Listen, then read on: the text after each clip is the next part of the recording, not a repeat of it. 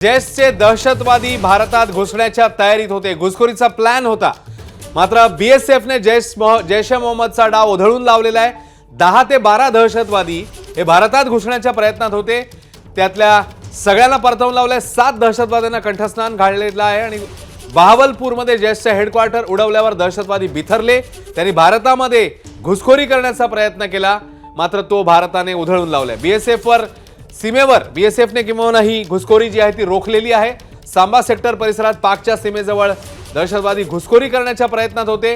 Drone अटॅकच्या छायेत जैशच्या दहशतवाद्यांनी घुसखोरीचा प्लॅन केलेला होता, मात्र बीएसएफ सतर्क होती। जैश ए मोहम्मदचा हा डाव उधळण्यात आलाय।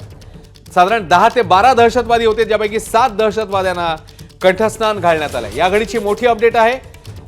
बहावलपूरमध्ये जैशचे हेडक्वार्टर एकीकडे भारताने नेस्तनाबूत केलेलं होतं आणि त्याच्यानंतर बिथरलेले जैशचे दहशतवादी भारतात घुसखोरी करण्याच्या तयारीत होते।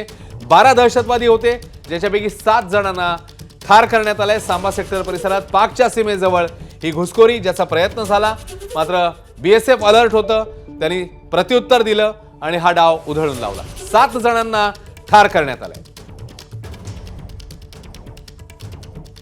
संदीप रामदासींकडे पुन्हा एकदा जाऊया। संदीप, सगळीकडे भारत पुरून उरतोय आता पाकिस्तानला। एकीकडे आपण बघितलेलं होतं मगाशी हवाई मार्ग असेल, समुद्र मार्ग असेल, आणि आता इकडे काही नाही होत तर दहशतवादी घुसवून बघूया, ते देखील पाकिस्तानचा प्रयत्न होता, मात्र तोही हाणून पाडला आपण।